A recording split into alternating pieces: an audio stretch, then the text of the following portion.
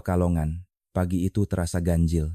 Langit masih lembut berwarna abu muda, tapi udara yang biasanya membawa aroma laut justru menyimpan bau lain, bau tajam yang menusuk hidung dan membuat dada sesak.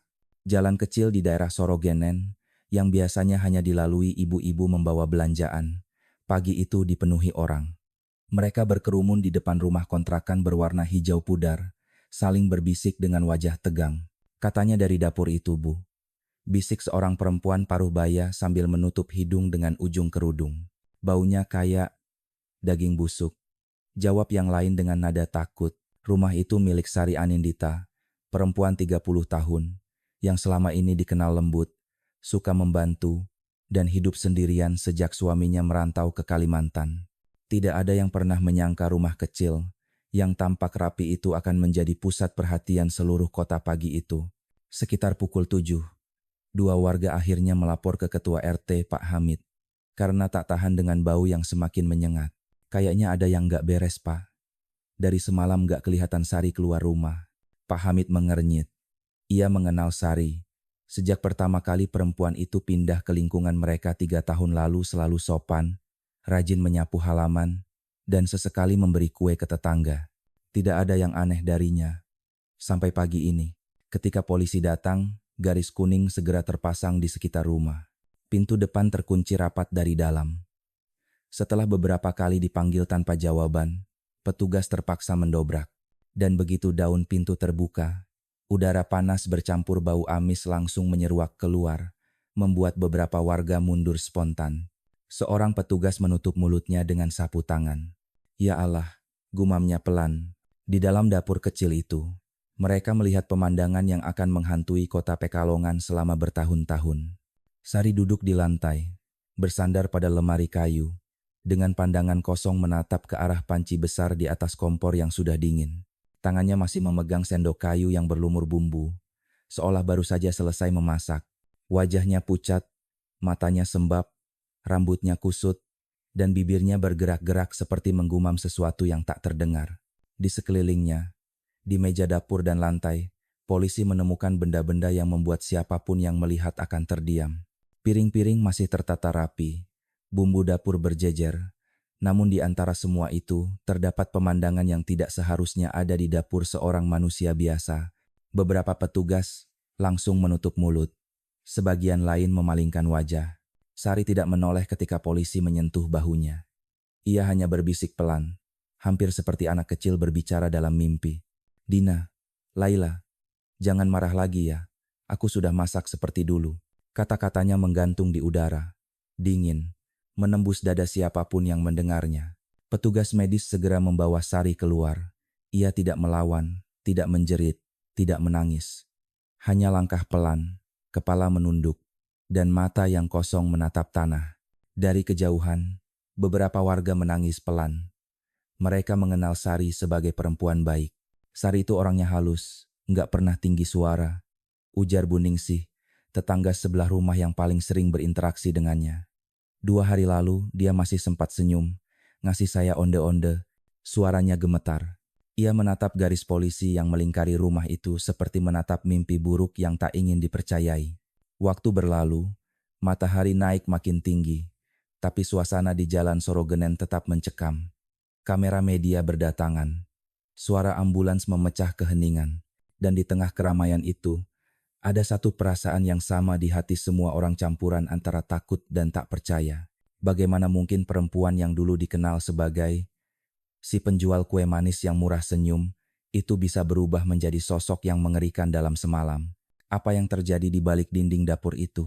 Hari itu, Pekalongan seperti kehilangan napasnya. Angin laut yang biasanya menenangkan kini terasa dingin menusuk tulang. Dan di rumah kecil di ujung jalan Sorogenen, waktu seolah berhenti. Di sana, sebuah kisah kelam baru saja dimulai, kisah tentang luka yang membusuk perlahan, tentang amarah yang tak pernah terucap, dan tentang seorang perempuan yang terlalu lama berdiam diri, sampai akhirnya kehilangan dirinya sendiri. Siang itu, halaman rumah kecil di jalan Sorogenen sudah dipenuhi oleh polisi, wartawan, dan warga yang masih belum beranjak. Suara sirine ambulans telah lama berhenti, tapi bisik-bisik di antara kerumunan terus terdengar. Setiap orang seolah ingin percaya bahwa semua ini hanyalah kesalahpahaman, bahwa Sari Anindita, perempuan lembut yang mereka kenal, tidak mungkin melakukan hal sekeji itu. Dia itu anak baik, Mas, kata Pak Hamid, ketua RT yang dari tadi duduk di kursi bambu di depan pagar rumah. Kalau ada acara kerja bakti, paling rajin. Kalau lebaran, selalu nganter kue ke rumah saya. Wajahnya tampak lelah, seperti baru saja kehilangan seseorang yang dekat. Polisi masih bekerja di dalam rumah, memotret setiap sudut dapur, mencatat setiap benda yang ditemukan. Dari luar, aroma campuran antara bumbu dapur dan sesuatu yang menyengat masih terasa samar di udara. Bau yang membuat siapapun ingin menjauh. Tapi anehnya, tak seorang pun mampu meninggalkan tempat itu.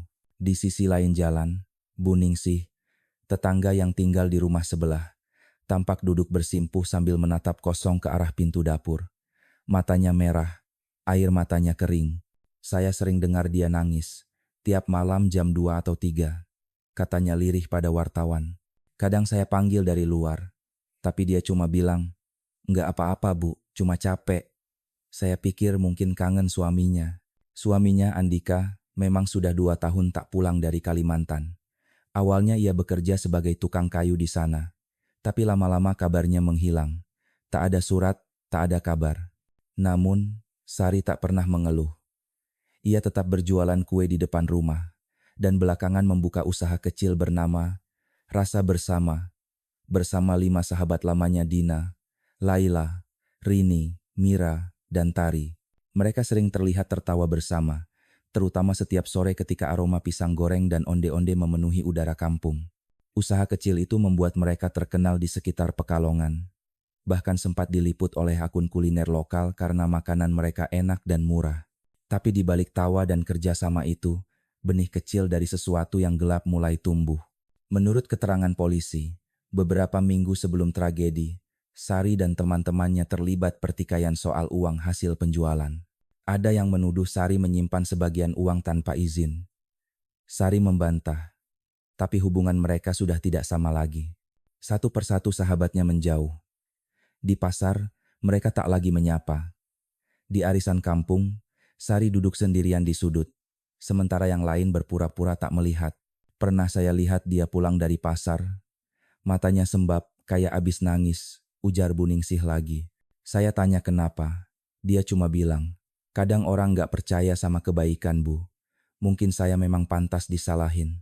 Sejak hari itu, Sari jarang keluar rumah.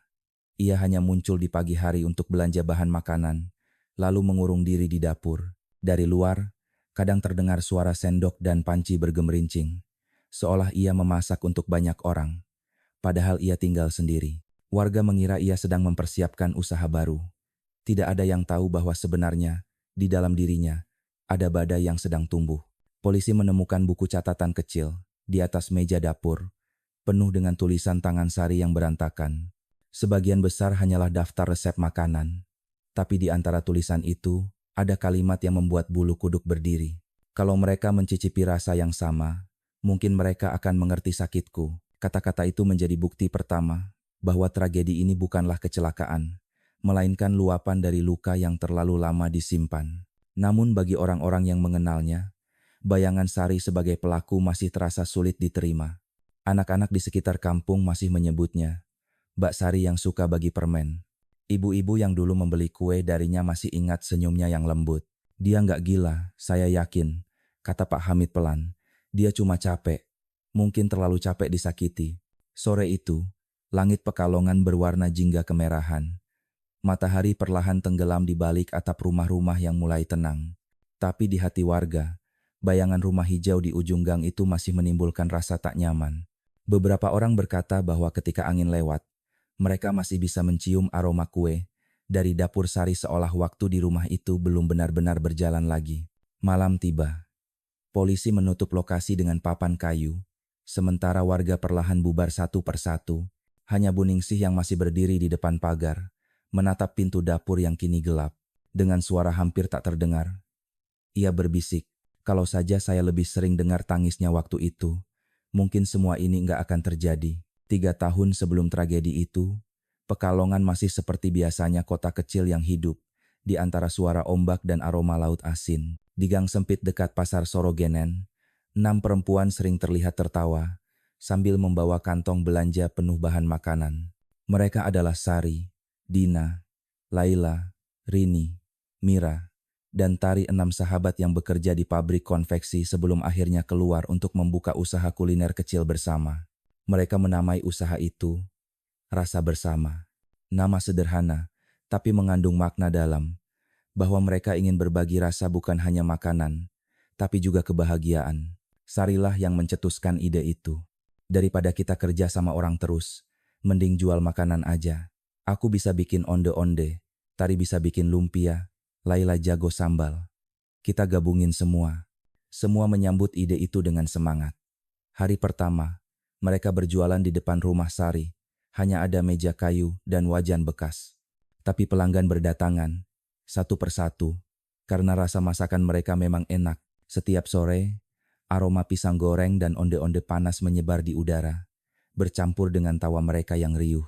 Kadang, anak-anak kecil menunggu di depan rumah sambil berteriak, "Mbak Sari, onde-ondenya 2, ya." Dan Sari, dengan senyum lembutnya, selalu menambahkan 1 potong gratis. "Biar kamu tambah manis," katanya sambil mencubit pipi anak-anak kecil itu. Hari-hari itu adalah masa paling bahagia dalam hidupnya. Sari merasa hidupnya punya arti. Ia tak lagi merasa sendiri. Ia punya sahabat, tawa dan mimpi sederhana, membuka warung kecil suatu hari nanti. Setiap malam, setelah teman-temannya pulang, ia menatap meja dapur dengan rasa syukur.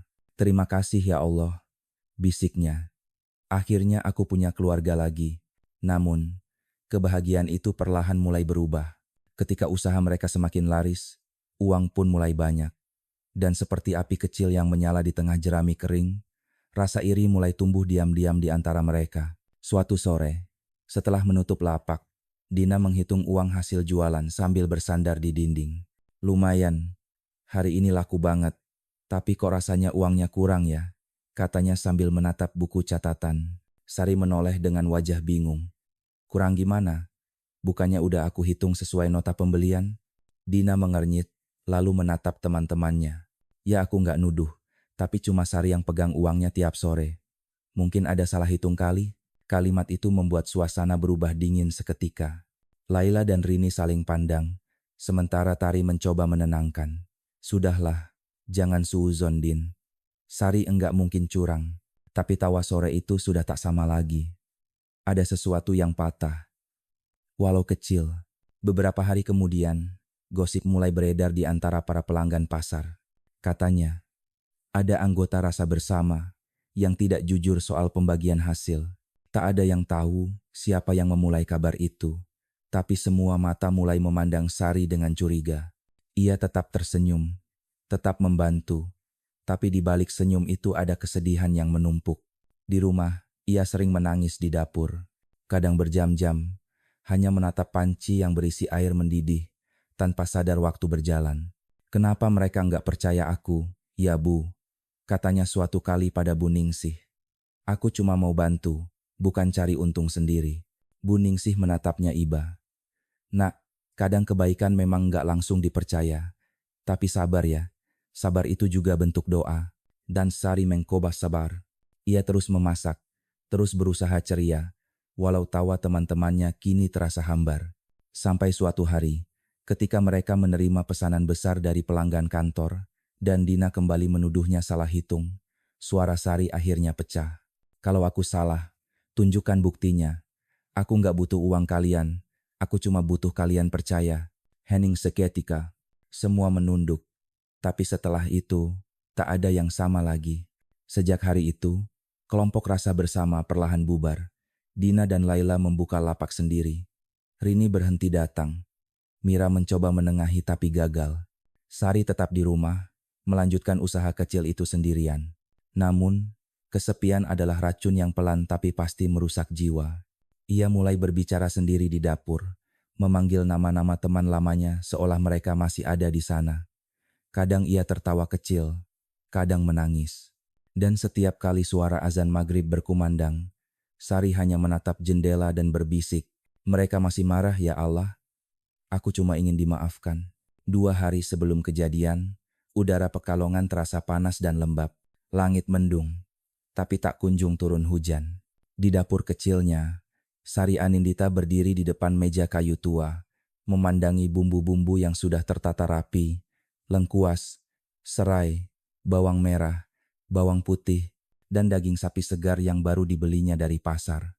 Ia menghela napas panjang. Tangannya bergetar pelan saat mulai mengiris bawang, dan setiap irisan mengeluarkan aroma tajam yang seolah menembus dadanya. Sudah lama aku nggak masak buat mereka, gumamnya pelan. Lalu, seperti seseorang yang sedang berusaha meyakinkan diri sendiri, ia tersenyum kecil. Mungkin ini waktunya kita baikan. Aku nggak mau mati dalam marah. Siang itu, ia menulis pesan di ponselnya, mengundang kelima temannya untuk makan malam. Isinya sederhana. Aku ingin minta maaf. Datanglah malam Sabtu ini. Kita makan bareng. Aku masak sendiri. Aku rindu. Pesan itu dikirim dengan tangan gemetar. Lalu Sari menatap layar ponselnya lama sekali. Satu persatu balasan masuk. Dina. Serius, Sar? Ya sudah. Aku datang. Asal enggak bahas uang lagi. Laila. Kalau benar mau baikan, aku ikut. Rini. Oke, asal enggak ada drama. Mira. Aku datang, Sar. Aku percaya kamu udah berubah. Tari. Insya Allah aku datang. Aku senang kamu ngajak kami lagi. Sari menatap pesan terakhir dari Tari. Dengan mata berkaca-kaca. Ia menutup ponselnya dan berbisik pelan. Terima kasih. Akhirnya kalian datang lagi. Sore itu, Bu Ningsih sempat melihat Sari di halaman. Sedang menjemur kain sambil bersenandung pelan. Wah, kelihatannya bahagia, Sar. Ada kabar baik. Ya? Tanya Bu Ningsih. Sari menoleh. Senyumnya lembut. Malam ini aku mau masak besar, Bu. Teman-teman lama mau datang. Alhamdulillah, bagus itu. Akhirnya kalian rukun lagi. Sari mengangguk, lalu menatap langit sebentar. Iya, Bu. Semoga setelah malam ini, semuanya tenang. Kalimat itu terdengar biasa. Tapi ada sesuatu di balik nada suaranya, sesuatu yang dingin. Seperti kabut yang turun perlahan di sore hari. Menjelang maghrib, dapur rumah Sari tampak hidup. Lampu gantung kuning redup, memantulkan cahaya di panci besar yang sedang mendidih. Aroma rempah memenuhi udara. Ia menata meja makan dengan rapi 6 piring, 6 gelas, dan 1 vas bunga kecil di tengah meja. Di dinding, ada foto lama mereka berenam ketika masih bekerja di pabrik konveksi. Semua tertawa, bahu bersandar satu sama lain. Sari menatap foto itu lama, lalu menyentuhnya perlahan. Kalian dulu sahabat terbaikku, bisiknya. Aku cuma mau kita kembali seperti dulu. Namun di matanya, senyum itu tak sepenuhnya lembut. Ada semburat letih, campuran antara rindu dan amarah yang sudah terlalu lama membusuk. Sekitar pukul 7 malam, satu persatu tamu datang. Dina datang paling dulu, membawa tas kecil dan senyum setengah hati. Wah, tumben rumahmu wangi banget, Sar, katanya sambil menatap sekeliling. Sari tertawa pelan. Aku masak sop daging sama sambal goreng ati, makanan favorit kalian. Tak lama kemudian, Laila, Rini, Mira, dan Tari menyusul. Rumah kecil itu mendadak penuh tawa.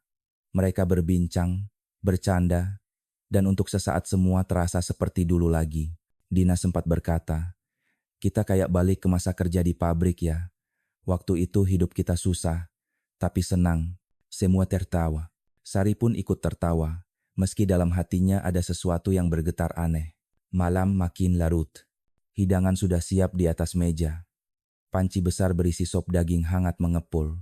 Sari menuangkan ke dalam mangkuk satu persatu sambil berkata, semoga malam ini jadi awal baru buat kita semua. Suasana terasa akrab. Musik dangdut pelan terdengar dari radio tua. Mira menepuk bahu Sari. Aku senang kamu ngajak kami lagi, Sar. Aku pikir kamu sudah marah sama kami. Sari tersenyum lembut. Enggak, aku enggak pernah marah. Aku cuma belajar diam. Kalimat itu membuat suasana sejenak hening. Hanya bunyi sendok yang beradu di mangkuk. Tapi Sari tetap tersenyum-senyum yang lembut. Tapi tak sepenuhnya hangat. Beberapa menit kemudian, Dina tertawa sambil berkata, sopmu enak banget, Sar. Aku sampai pengen nambah. Sari menatapnya lama, lalu menjawab pelan, makan aja, Din. Malam ini semua harus kenyang. Harus kenyang? Tanya Tari sambil tertawa kecil. Sari mengangguk. Iya, supaya besok kita semua tenang. Mereka tidak paham makna kalimat itu. Mereka terus makan sambil bercanda. Tak tahu bahwa setiap suapan membawa mereka semakin dekat pada takdir yang tak akan bisa diulang lagi. Dan di tengah tawa itu, Sari menatap panci besar di atas meja. Uap panas naik perlahan, seolah membawa bayangan wajah-wajah yang dulu pernah menyakitinya. Matanya perlahan basah. Tapi kali ini bukan karena sedih, melainkan karena kelegaan yang aneh, kelegaan dari seseorang yang sudah terlalu lama menahan diri. Jam menunjukkan pukul 8 malam. Lampu dapur masih menyala lembut, memantulkan cahaya kuning di wajah 6 perempuan yang duduk di sekitar meja makan. Di luar, hujan tipis mulai turun, mengetuk genting rumah dengan irama pelan seolah langit pun ikut mendengarkan percakapan mereka. Sari duduk di ujung meja, diam. Matanya menatap satu persatu wajah di depannya. Dina, Laila, Rini, Mira, dan Tari.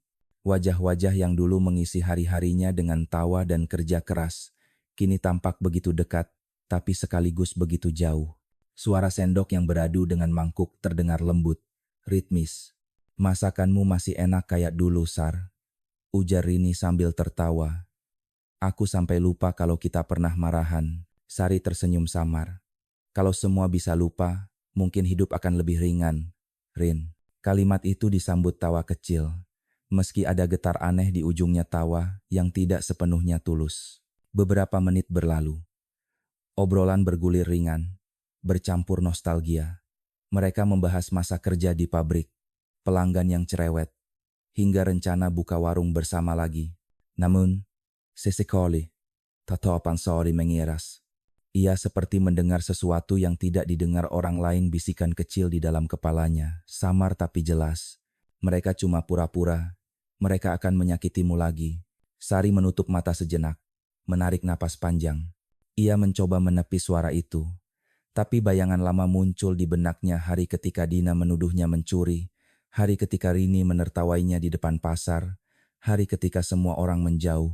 Hatinya bergetar. Lalu, seolah tak ingin kalah oleh pikirannya sendiri, ia tersenyum dan berkata, tambahin lauknya, Din. Aku masak banyak malam ini. Dina tertawa. Iya, kamu ini sekarang jago banget masaknya. Sari menunduk. Suaranya pelan. Aku belajar banyak, termasuk belajar dari rasa sakit. Sekitar 10 menit kemudian, suasana mulai berubah. Laila, yang duduk di samping jendela, tiba-tiba mengernyit. Kok aku pusing ya?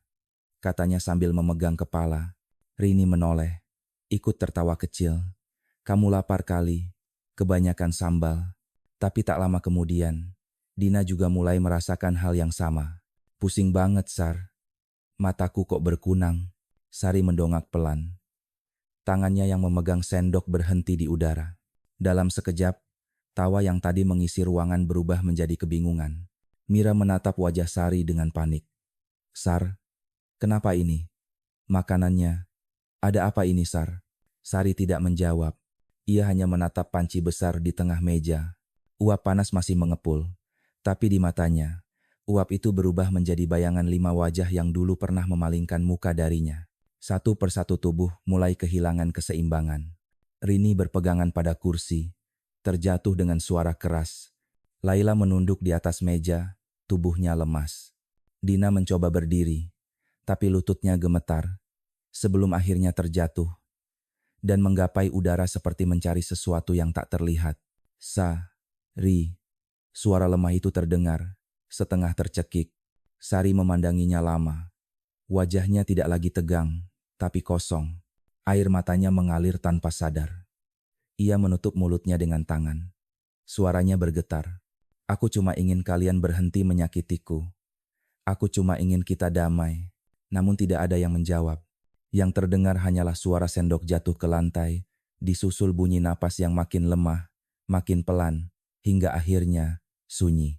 Beberapa menit berlalu. Dapur itu kini hanya berisi keheningan yang aneh. Kompor masih menyala kecil, uap dari panci menari di udara. Sari duduk di lantai, bersandar pada dinding, menatap panci itu lama sekali. Matanya kosong, tapi tubuhnya bergetar hebat. Ia mencoba berdiri, tapi lututnya lemas. Dalam kepalanya, suara-suara mulai bergaung. Suara tawa teman-temannya, suara gosip di pasar, dan suara dirinya sendiri berbisik. Sekarang mereka mengerti rasanya kan? Sari menutup telinganya, berteriak pelan. Diam, aku nggak mau dengar lagi.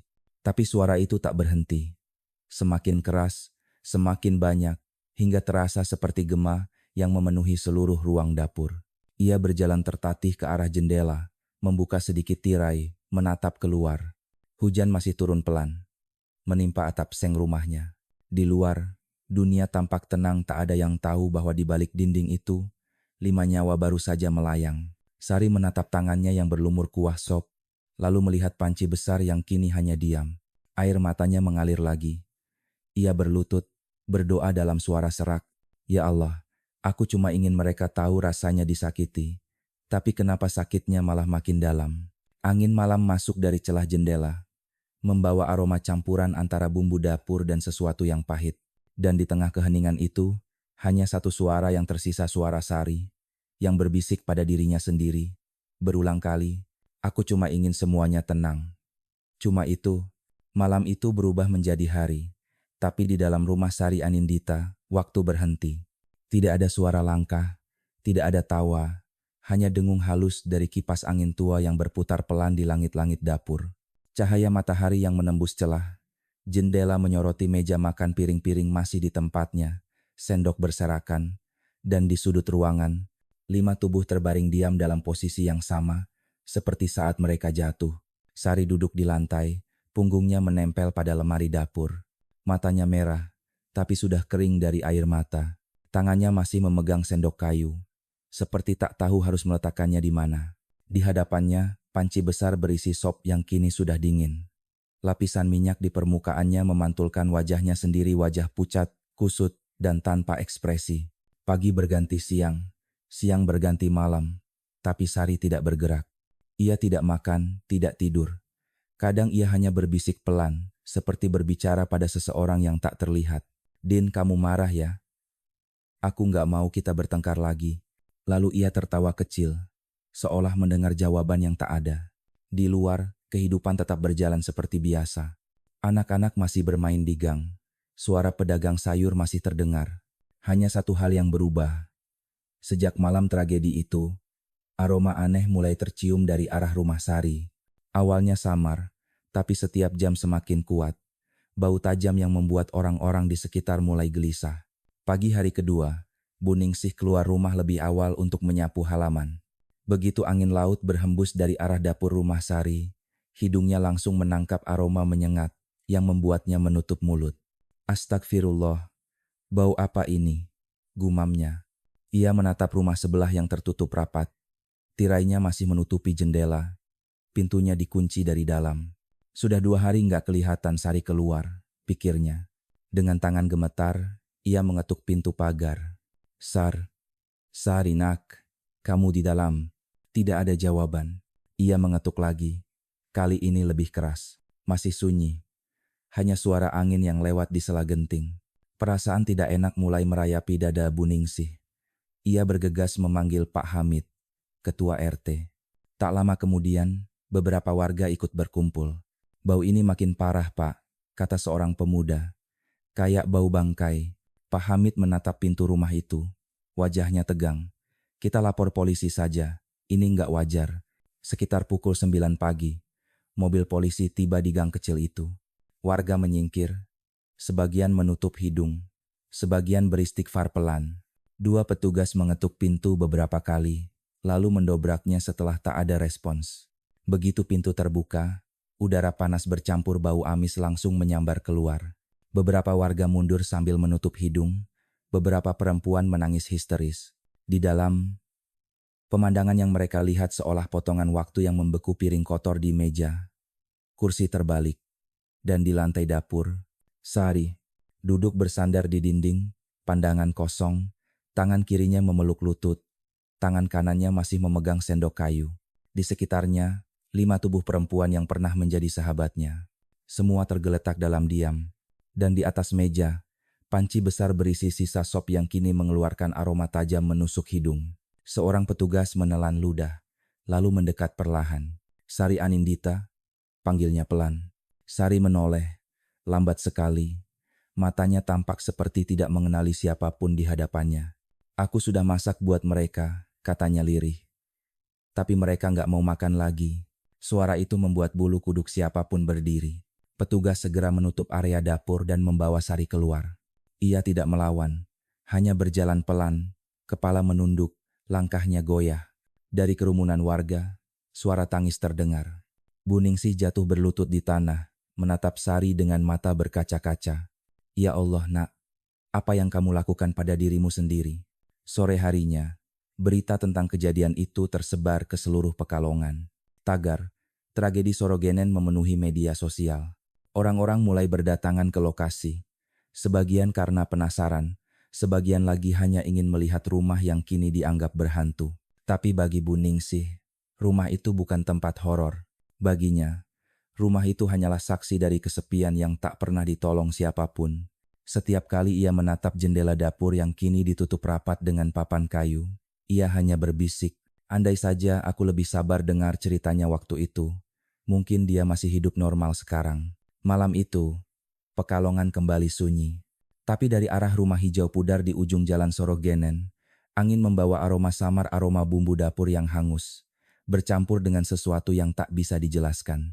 Dan di antara hembusan angin itu, orang-orang bersumpah kadang mendengar suara pelan, seperti bisikan dari dalam rumah itu. Aku cuma ingin semuanya tenang.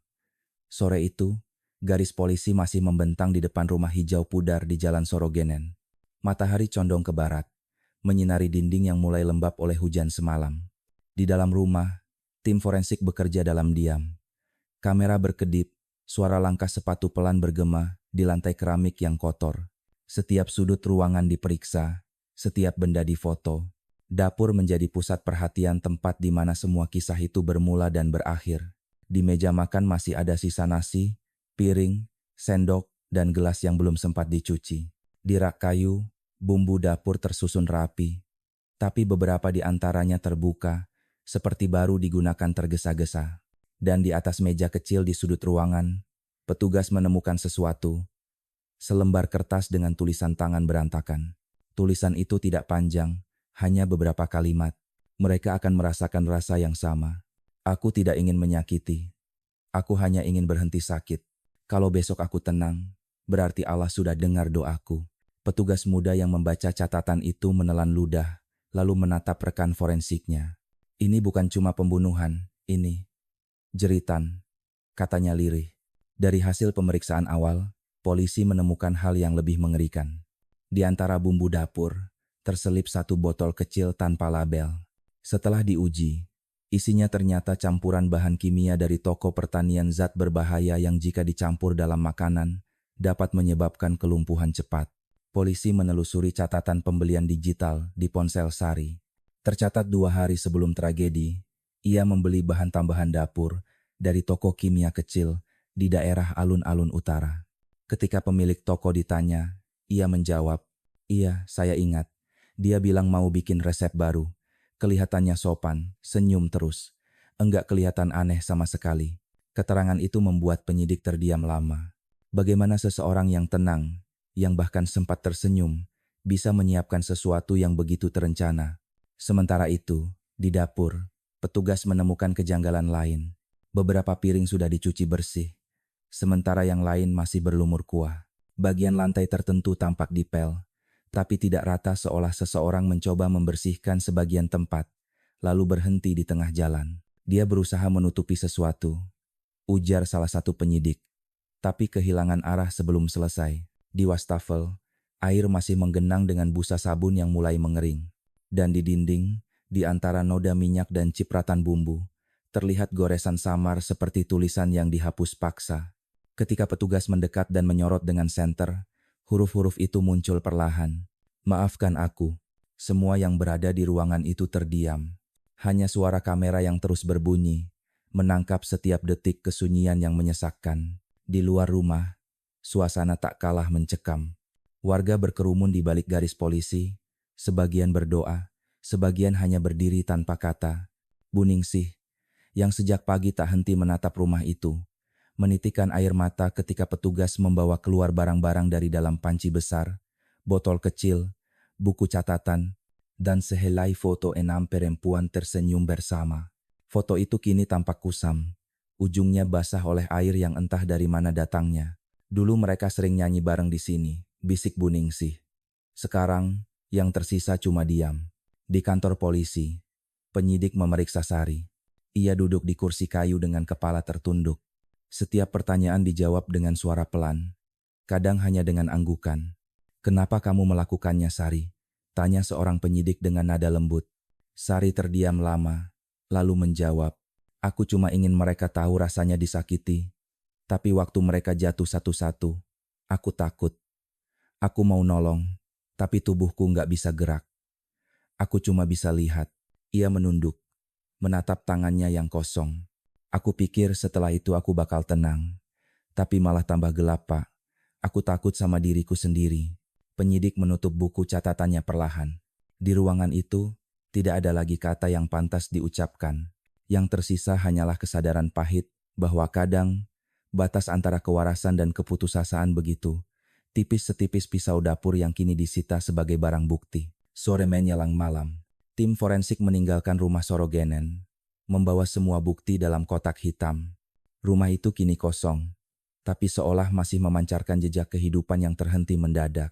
Di dalam dapur, lampu gantung masih menyala redup, menggantung di udara yang sunyi. Di bawahnya, masih ada bekas sendok yang jatuh, belum sempat diambil siapapun. Dan entah kenapa, salah satu petugas muda yang terakhir keluar berhenti sejenak di depan pintu, menatap ke dalam. Ia berbisik pelan. Mungkin dia cuma ingin didengar. Lalu ia menutup pintu perlahan, meninggalkan ruangan itu dalam gelap bersama bayangan 6 perempuan yang pernah tertawa di sana. Hari ketiga setelah tragedi, ruang interogasi di Mapolres Pekalongan terasa dingin, meski udara luar cukup panas.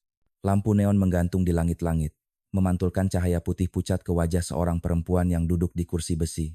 Dia adalah Sari Anindita, kini bukan lagi penjual kue yang murah senyum, melainkan tahanan dengan tatapan kosong dan tangan gemetar. Di hadapannya duduk seorang psikolog forensik dari Semarang, Dr. Hendra Wijaya. Lelaki paruh baya itu menatap Sari lama, seolah mencoba menembus kabut tebal di matanya. "Nama kamu Sari Anindita?" tanyanya lembut. Sari mengangguk pelan. "Masih ingat kenapa kamu di sini?" "Henning." Sari menatap lantai. "Aku masak. Mereka makan, lalu mereka tidur.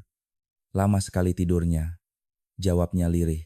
Dr. Hendra mencatat sesuatu di bukunya. Nada suaranya tetap lembut. "Apa kamu tahu apa yang terjadi setelah itu?" Sari menggigit bibirnya, lalu berkata pelan, "Aku mau bangunin mereka, tapi mereka enggak bangun. Aku takut kalau mereka marah lagi, jadi aku diam." Psikolog itu berhenti menulis. Ia tahu, di balik kalimat polos itu, tersimpan tragedi batin yang tak bisa diukur dengan logika. Pemeriksaan berjalan selama berjam-jam. Kadang Sari bicara jernih, kadang melantur. Di sela-sela tangisnya, ia sering mengulang satu kalimat yang sama. "Aku cuma ingin tenang, Dok. Aku capek berusaha disukai orang." Dr. Hendra menatapnya iba. Ia pernah menangani banyak kasus, tapi tak ada yang seaneh ini, di mana pelaku terlihat lebih seperti korban dari luka yang tak pernah disembuhkan. Dalam laporannya ia menulis, Sari menunjukkan gejala depresi berat dan disosiatif. Ia tidak sepenuhnya memahami tindakan yang dilakukannya. Tekanan sosial dan kesepian ekstrem menjadi pemicu utama. Namun bagi hukum, catatan medis tak selalu berarti pembebasan. Bagi banyak orang, 5 nyawa yang hilang tetaplah dosa besar yang tak bisa dimaafkan. Berita tentang kondisi Sari menyebar cepat ke publik. Media menulisnya dengan berbagai judul. Tragedi dapur Sorogenen, antara gila dan dendam, perempuan manis yang menjadi monster, dan senyum yang menyembunyikan luka. Di warung-warung, orang-orang membicarakannya. Sebagian marah, sebagian iba. "Kalau dia waras, dia harus dihukum," kata seorang bapak di warung kopi. "Tapi kalau memang sakit, kasihan juga ya," timpal yang lain. Ada pula yang berbisik, "Kadang orang baik, kalau terlalu lama diam, bisa meledak." Kota Pekalongan menjadi panggung perdebatan tentang moral, agama, dan kemanusiaan. Di masjid-masjid, para ustadz mulai menyisipkan kisah Sari dalam ceramahnya, mengingatkan jamaah untuk tidak menumpuk amarah dan iri di hati. Namun di sisi lain, Keluarga korban menolak pandangan itu. Dia bukan korban, kata salah satu keluarga Dina dengan nada tajam. Kalau sakit, kenapa nggak minta tolong? Kenapa harus bunuh? Sementara di rumah sakit tempat Sari menjalani observasi mental, ia lebih banyak diam. Kadang ia menulis di selembar kertas kecil yang disediakan dokter. Kertas itu berisi kalimat-kalimat pendek, seperti doa atau penyesalan yang tak selesai. Aku nggak ingin jahat, aku cuma ingin didengar. Aku masih sayang mereka. Setiap kali petugas membacanya, hati mereka terasa perih karena di balik tulisan sederhana itu, ada dunia batin yang retak. Beberapa minggu kemudian, ketika kesadarannya mulai pulih, Sari sempat memandang keluar jendela ruang observasi. Di luar, hujan turun pelan, seperti malam tragedi itu. Seorang perawat lewat dan menanyakan kabarnya. Sari tersenyum tipis. Aku sudah nggak mimpi buruk lagi, katanya. Tapi kemudian ia menunduk, menambahkan pelan. Cuma, kadang aku dengar mereka ketawa di dapur. Perawat itu menggigil tanpa sadar. Malam itu, Dr. Hendra menulis laporan terakhirnya. Sari Anindita mengalami rasa bersalah ekstrem, post-traumatic guilt. Ia bukan lagi perempuan yang sama, seperti sebelum kejadian. Dalam dirinya hanya tersisa penyesalan dan kehilangan makna hidup. Di ujung catatannya, ia menambahkan satu kalimat kecil yang tidak dimasukkan ke laporan resmi. Barangkali, jika ada satu orang saja yang mau mendengarkan tangisnya malam itu, tragedi ini tak akan pernah terjadi. Dan di luar sana, masyarakat masih terus memperbincangkan kisah itu. Sebagian menganggapnya monster, sebagian menyebutnya korban zaman korban dari tekanan sosial, gosip, dan kesepian yang menua bersama waktu. Namun bagi mereka yang mengenalnya dulu, seperti Bu Ningsih dan Pak Hamid, kisah Sari adalah pengingat pahit bahwa tidak semua senyum berarti bahagia dan tidak semua diam berarti tenang. Karena kadang, di balik diam seseorang, tersimpan jeritan yang tak terdengar siapapun. Dan jika jeritan itu tak pernah dijawab, ia bisa berubah menjadi tragedi seperti dapur di Jalan Sorogenen, yang kini berdiri bisu, menunggu angin membawa semua penyesalan pergi bersama waktu. Malam itu, di sebuah rumah tua di pinggiran Brebes, televisi kecil di ruang tamu menyiarkan berita utama. Di layar, wajah seorang perempuan muncul dengan latar belakang garis polisi kuning dan tulisan besar. Tragedi dapur Pekalongan, 5 nyawa melayang. Seorang pria tua berkacamata duduk di kursi rotan, menatap layar tanpa suara. Tangan kirinya menggenggam rosario kayu, tangan kanannya gemetar pelan. Di bawah cahaya lampu pijar, wajahnya tampak lelah, keriput di sekitar matanya menunjukkan betapa berat beban hidup yang pernah ia pikul. Pria itu adalah Pak Rahman, ayah dari Sari Anindita. Ia tidak langsung mengenali wajah di layar. Tapi ketika reporter menyebut nama lengkap pelaku, napasnya tertahan. Pelaku bernama Sari Anindita, berusia 30 tahun, warga Jalan Sorogenen, Pekalongan. Kalimat itu seperti petir yang menyambar di tengah malam sunyi. Rosario di tangannya terjatuh ke lantai. Ya Allah, bisiknya. Sari, ia berdiri terburu-buru, mendekat ke layar, seolah ingin memastikan bahwa yang dilihatnya bukan kenyataan. Tapi wajah itu tak bisa disangkal, wajah lembut dengan mata sendu. Anak perempuan yang dulu selalu duduk di pangkuannya, sambil mendengarkan dongeng sebelum tidur. Anak yang dulu ia banggakan karena rajin dan penurut. Anak yang kini disebut pelaku pembunuhan 5 sahabatnya sendiri. Malam itu, rumah kecil di Brebes dipenuhi tangis. Pak Rahman duduk di lantai, memandangi foto keluarga yang sudah mulai pudar warnanya. Dalam foto itu, Sari masih remaja, mengenakan seragam putih abu-abu, tersenyum sambil menggenggam ijazah. Waktu itu aku janji mau kuliahkan kamu, Nak, katanya pelan. Tapi hidup enggak selalu sesuai janji, ya. Sejak istrinya meninggal 5 tahun lalu, Sari menjadi anak satu-satunya yang paling dekat dengannya. Namun ketika Sari memutuskan merantau ke Pekalongan untuk bekerja di pabrik konveksi, komunikasi mereka perlahan renggang. Awalnya, ia masih sering menelepon, menceritakan hal-hal kecil pelanggan yang cerewet, bos yang pelit, sampai teman-temannya yang lucu. Tapi setahun terakhir, panggilan itu berhenti. Pak Rahman sempat berpikir, mungkin anaknya sibuk, mungkin sudah bahagia di sana. Ia tidak tahu bahwa diam anaknya adalah tanda sepi yang dalam. Keesokan harinya, Pak Rahman berangkat ke Pekalongan. Tubuhnya gemetar di sepanjang perjalanan, tapi hatinya lebih berat dari koper kecil yang ia bawa. Setibanya di Mapolres, ia diterima oleh petugas dan dibawa ke ruang konsultasi. Di sana, di balik kaca satu arah, ia melihat putrinya. Sari duduk diam dengan kepala tertunduk, mengenakan pakaian tahanan berwarna oranye. Rambutnya acak-acakan, wajahnya pucat, tapi di matanya masih ada sisa-sisa anak yang dulu sering memeluknya. "Ayah," suaranya serak, hampir tak terdengar. Pak Rahman berdiri, matanya basah. Ia menempelkan tangannya ke kaca, seolah bisa menyentuh wajah anaknya. "Sari, kenapa nak? Kenapa?" Sari menatapnya, lalu menunduk. "Maaf ya, aku nggak kuat sendirian." Kalimat sederhana itu mematahkan hati siapapun yang mendengarnya. Setelah pertemuan itu, Pak Rahman duduk lama di kursi taman belakang kantor polisi. Ia memandang langit yang mulai gelap, mengusap wajahnya yang basah oleh air mata. Kepada seorang petugas yang lewat, ia berkata pelan, "Anak saya bukan orang jahat, nak. Dia cuma terlalu lama diam kalau disakiti." Petugas itu menunduk hormat, tak mampu berkata apa-apa. Beberapa hari kemudian, Pak Rahman kembali ke Brebes. Rumahnya kini terasa lebih sunyi dari sebelumnya. Setiap pagi, ia duduk di teras sambil memandangi sawah yang terbentang di kejauhan. Di pangkuannya, selalu ada surat-surat lama dari Sari, tulisan tangan dengan tinta biru yang mulai pudar. Surat terakhir bertanggal 2 tahun lalu, berisi kalimat sederhana. "Yah, nanti kalau Sari sudah buka warung, ayah harus datang ya. Aku mau masakin sop daging buat ayah." Pak Rahman menggenggam surat itu erat-erat. Air matanya jatuh di atas huruf yang kini samar. "Sop daging," gumamnya. "Kamu tetap masak, nak, tapi bukan untuk ayah." Sejak hari itu, setiap malam Jumat, Pak Rahman menyalakan lampu kecil di jendela depan rumahnya. Ia bilang pada tetangga, biar Sari tahu jalan pulang kalau mimpinya datang. Tetangganya hanya bisa menunduk, tak sanggup berkata apa-apa. Dan malam-malam di Brebes pun jadi lebih sunyi. Kadang, dari kejauhan, orang melihat siluet pria tua duduk di teras dengan kepala tertunduk. Mulutnya bergerak pelan, seperti membaca doa yang tak selesai. Doa untuk seorang anak yang tersesat dalam luka, dan untuk seorang ayah yang baru mengerti bahwa diam pun bisa mematikan. 2 bulan setelah tragedi di Jalan Sorogenen, halaman Pengadilan Negeri Pekalongan dipenuhi orang sejak pagi. Langit mendung, udara lembab, dan suara wartawan saling bersahutan.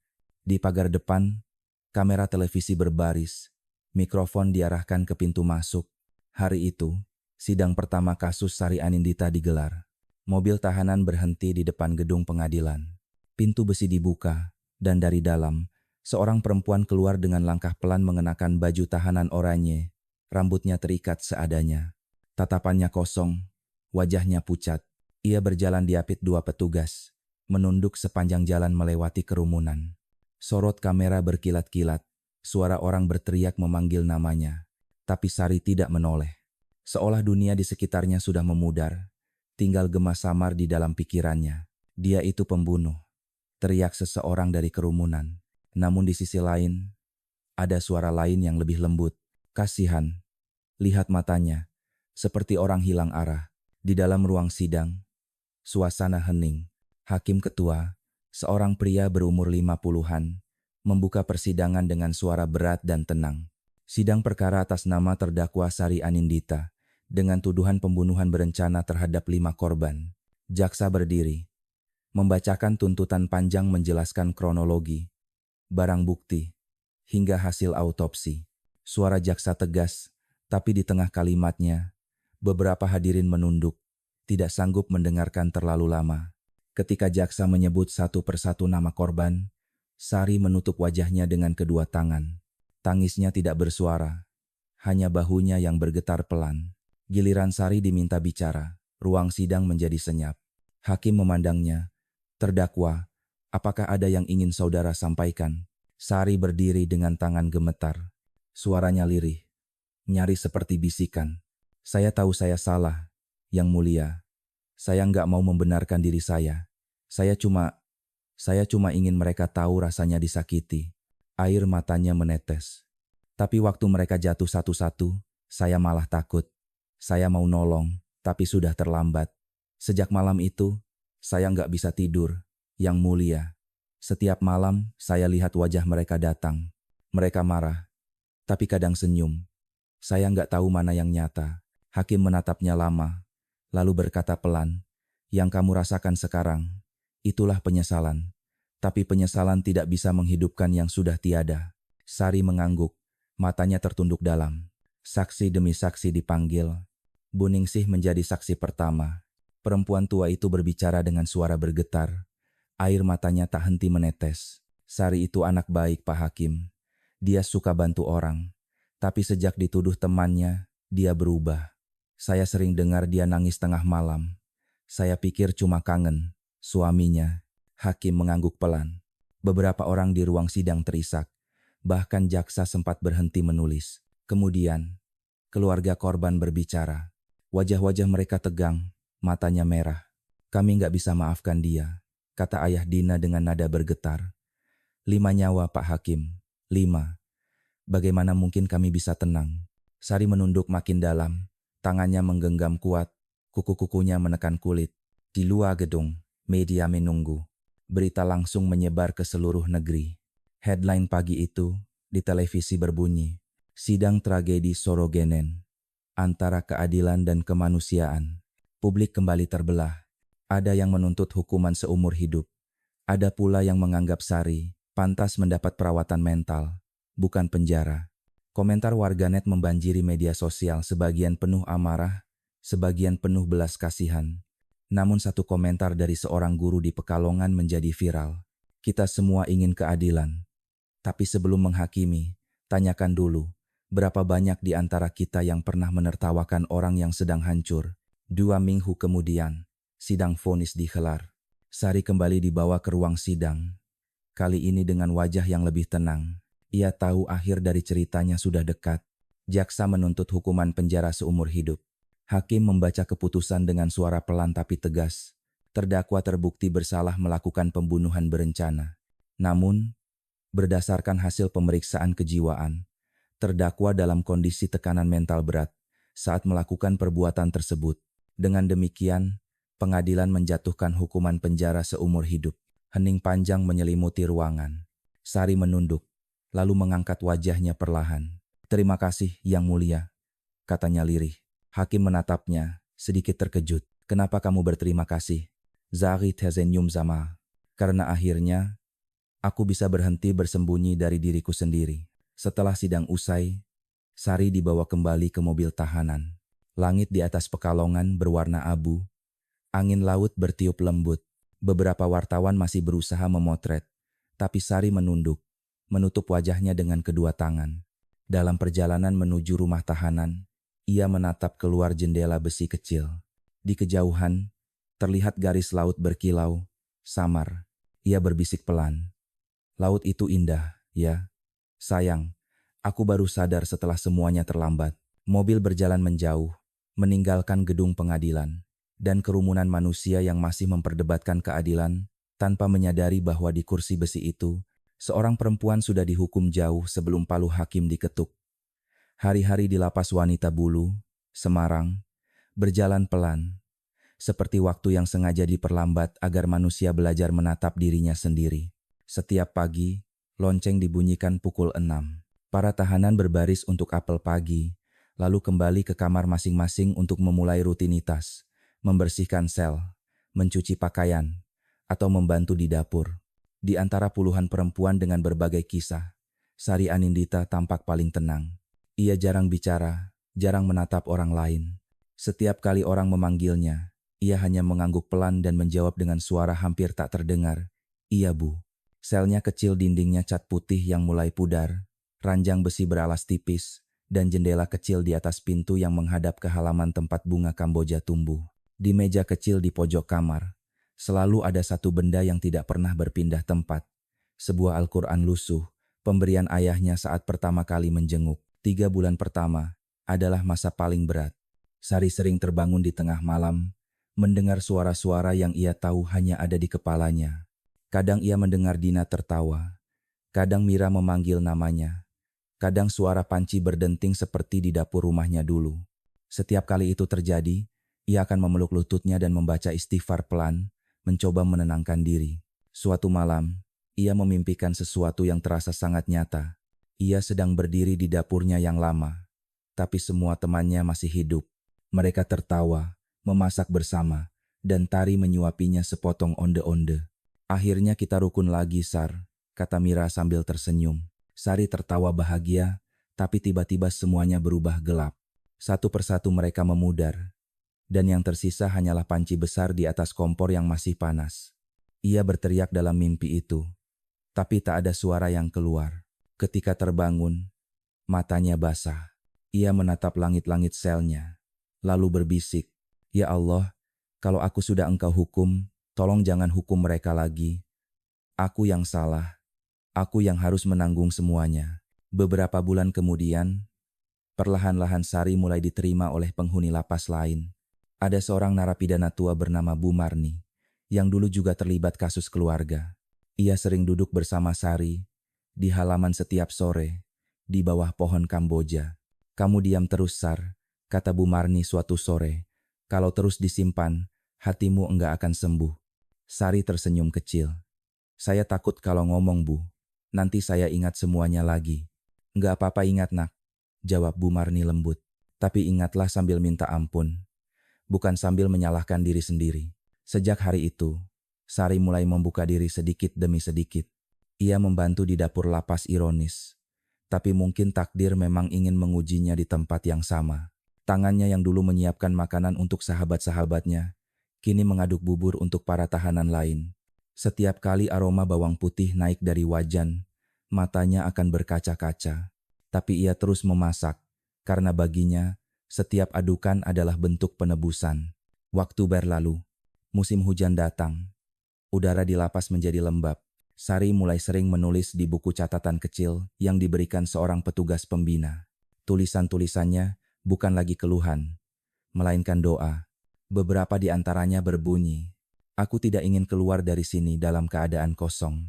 Mungkin Allah menahanku bukan untuk dihukum, tapi untuk disembuhkan. Aku ingin memaafkan mereka, supaya aku bisa memaafkan diriku sendiri." Petugas yang membaca catatan itu diam lama sebelum menutupnya. Ia menatap Sari yang sedang menyapu halaman, lalu berkata dalam hati, "Perempuan ini sudah menebus lebih banyak dari yang kita tahu." Suatu hari, seorang ustaz datang untuk mengisi pengajian mingguan. Ia berbicara tentang taubat dan ampunan, tentang bagaimana Allah selalu membuka jalan bagi orang yang benar-benar menyesal. Ketika ustadz bertanya, "Siapa di antara kalian yang ingin memulai hidup baru?" Sari mengangkat tangan untuk pertama kalinya. Suaranya pelan tapi mantap. "Saya ingin, Pak Ustadz. Saya sudah terlalu lama hidup dalam diam." Setelah pengajian, ustaz itu mendekatinya dan berkata, "Allah tidak butuh alasan untuk mengampuni, Nak. Dia hanya butuh hati yang benar-benar pulang." Kata-kata itu menancap dalam di hatinya. Malam itu, untuk pertama kalinya sejak tragedi, Sari sujud lama sekali. Air matanya jatuh di lantai sel yang dingin. Suaranya pelan, hampir seperti anak kecil berbicara kepada ayahnya. "Ya Allah, kalau Engkau masih sayang aku, izinkan aku memperbaiki semua yang hancur, meski cuma lewat doa." Sejak malam itu, ada perubahan kecil dalam dirinya.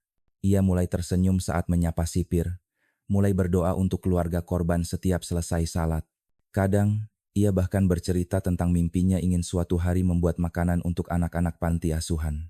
"Biar rasa manisnya bisa menggantikan semua pahit yang pernah aku buat," katanya. Petugas lapas tersenyum, meski matanya ikut berkaca-kaca. Di halaman lapas, bunga Kamboja mulai bermekaran.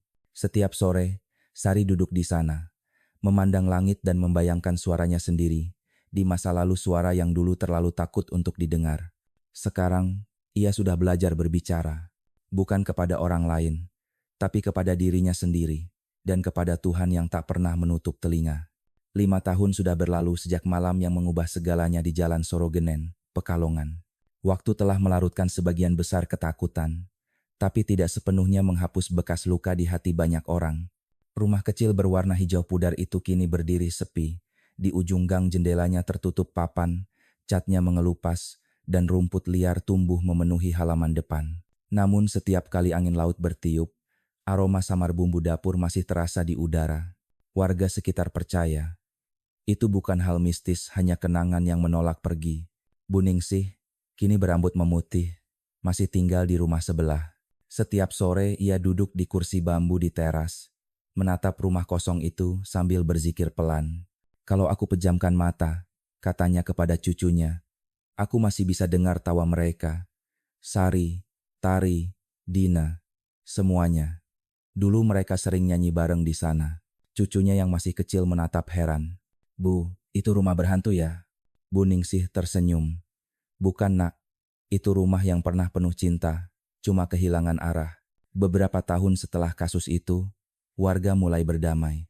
Garis polisi telah lama dilepas, dan papan kayu di jendela mulai lapuk dimakan waktu. Tak ada yang berani menempati rumah itu. Tapi tak lagi ada rasa takut, hanya kesedihan yang lembut, seperti doa yang tertahan. Di gang yang sama, seorang penjual sayur baru membuka lapak kecil. Namanya Lina, perempuan muda dari Batang. Setiap pagi ia lewat di depan rumah itu, berhenti sejenak, lalu berbisik, "Assalamualaikum Bu Sari, semoga Ibu tenang di sana." Ia tidak tahu mengapa ia selalu melakukan itu, hanya merasa ada yang harus ia hormati di tempat itu. Di sisi lain, keluarga korban juga perlahan menemukan kedamaian. Ayah Dina yang dulu penuh amarah kini sudah menua. Setiap kali ditanya wartawan yang masih sesekali datang, ia hanya berkata singkat, "Dulu saya benci sekali. Tapi makin tua saya sadar, benci itu enggak bikin tenang. Sekarang saya cuma berdoa semoga semua jiwa, termasuk Sari, diampuni." Kata-kata itu menyebar di media sosial, dianggap sebagai kalimat paling menyentuh dari seorang ayah yang kehilangan anak. Dan entah mengapa, kalimat itu juga menjadi penutup bagi banyak perdebatan lama. Sementara itu, di lapas wanita Bulu, nama Sari masih disebut dengan hormat oleh petugas dan narapidana lain. Ia dikenal sebagai ibu dapur, karena selama 5 tahun terakhir, ia membantu mengajari para tahanan memasak dan membuat roti untuk kegiatan amal. Roti hasil buatan tangan mereka sering dikirim ke panti asuhan di Semarang. Setiap kali mengaduk adonan, Sari selalu menggumam pelan, "Setiap tepung ini, semoga bisa menutup rasa pahit di masa lalu." Ia tidak lagi dihantui mimpi buruk. Ia tidak lagi menangis setiap kali mendengar bunyi sendok beradu piring. Kini, setiap aroma bumbu dapur bukan lagi pengingat dosa, tapi tanda bahwa ia masih bisa memberi kebaikan, meski dari balik jeruji.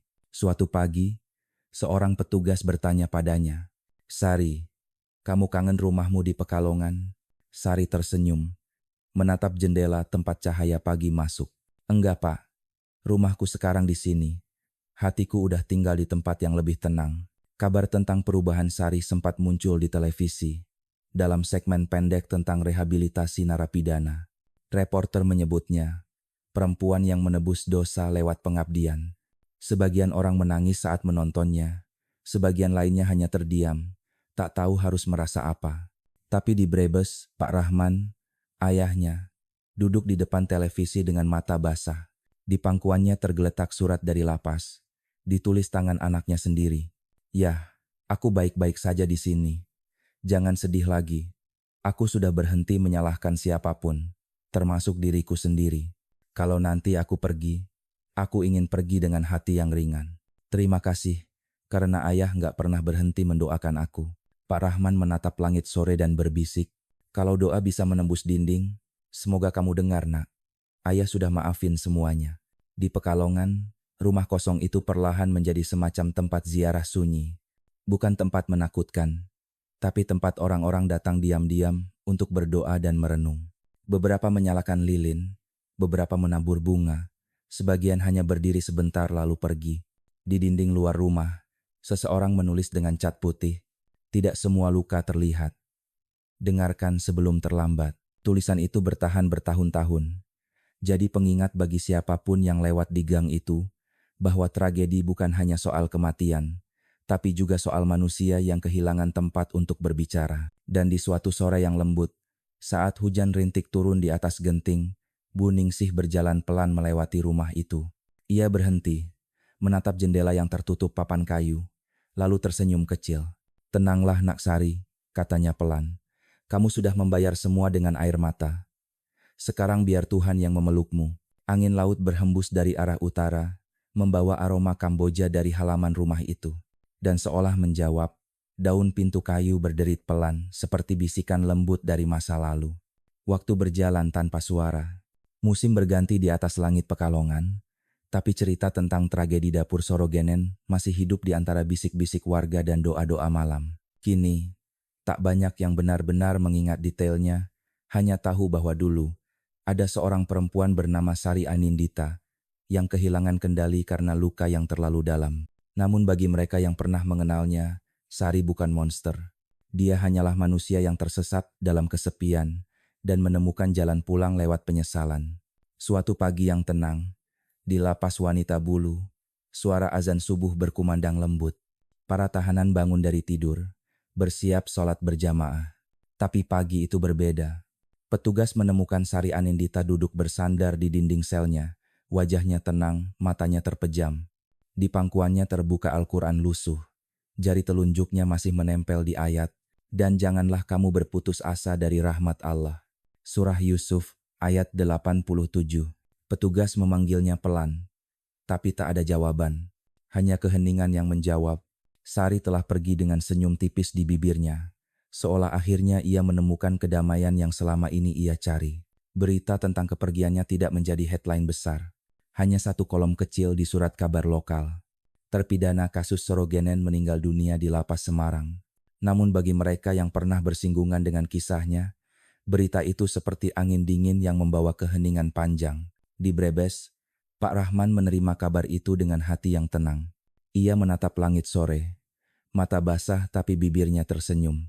Pulanglah nak, bisiknya. Ayah sudah nyalakan lampu di jendela, supaya kamu nggak tersesat lagi. Malam itu, ia menyalakan lilin kecil dan membaca surat Yasin di teras rumahnya. Dan di antara desau angin, ia merasa ada tangan halus yang menyentuh pundaknya lembut, seperti pelukan dari masa lalu. Beberapa minggu kemudian, makam kecil didirikan di pemakaman umum Semarang, di bawah pohon ketapang tua. Tidak banyak orang datang, hanya 2 petugas lapas, seorang ustadz, dan Bu Marni teman satu sel yang kini sudah bebas. Bu Marni menabur bunga di atas pusara itu sambil berdoa pelan. Engkau sudah tenang sekarang, Sar. Semoga Allah menerima semua air matamu sebagai tobat. Ia kemudian meletakkan satu roti kecil di batu nisan, buatan tangan mereka berdua dulu di dapur lapas. Katamu, setiap roti adalah doa. Ini doa terakhirku untukmu. Angin sore meniup pelan, membawa aroma bunga kenanga dan roti hangat yang perlahan lenyap di udara. Beberapa bulan kemudian, sesuatu berubah di Pekalongan. Warga akhirnya membersihkan rumah kosong di Jalan Sorogenen. Atapnya diperbaiki, halaman ditata ulang, dan papan kayu di jendela dilepas. Namun alih-alih disewakan atau dijual, rumah itu diubah menjadi rumah baca kecil. Di depan pintu, dipasang papan kayu sederhana bertuliskan, rumah tenang tempat bagi siapapun yang ingin didengar. Anak-anak datang setiap sore, belajar, membaca buku, dan tertawa. Kadang mereka membantu Bu Ningsih membuat kue. Kadang duduk di halaman hanya untuk bercerita. Tak ada yang lagi menyebutnya rumah tragedi. Kini, tempat itu menjadi simbol harapan lahir dari luka yang dulu hampir mematikan. Dan di ruang dapur yang dulu jadi saksi gelapnya malam itu, kini ada rak berisi buku dan kaligrafi di dinding bertuliskan, setiap hati yang remuk bisa diperbaiki, kalau ada yang mau mendengarkan. Tahun berganti, tapi kisah Sari Anindita tetap hidup bukan sebagai kisah pembunuhan, tapi sebagai peringatan bahwa diam seseorang bisa lebih berbahaya daripada teriakannya. Bahwa di balik senyum yang kita lihat, mungkin ada badai yang tak pernah kita dengar. Dan bahwa tidak ada luka yang terlalu dalam untuk disembuhkan, selama masih ada tangan yang mau menggenggam dan telinga yang mau mendengar. Pada akhirnya, kisah ini bukan hanya tentang kematian 5 sahabat atau seorang perempuan yang kehilangan kendali. Ini adalah cerita tentang manusia, tentang kesepian yang tidak dipahami, tentang amarah yang tak tersampaikan, tentang cinta yang datang terlambat, dan juga tentang pengampunan, baik dari manusia maupun dari Tuhan. Malam turun di Pekalongan. Lampu-lampu gang menyala lembut, dan dari arah rumah tenang, terdengar suara anak-anak membaca nyaring. Jangan menyakiti orang lain dengan kata-kata, karena kata juga bisa membunuh hati. Bu Ningsih tersenyum, menatap langit yang mulai bertabur bintang. Ia berbisik pelan, lihatlah Sari. Akhirnya, dari dapur yang dulu jadi tempat tangismu, Kini keluar suara tawa, dan di antara hembusan angin laut yang lembut, terdengar jawaban samar, seperti bisikan dari jauh, "Alhamdulillah, semuanya sudah tenang."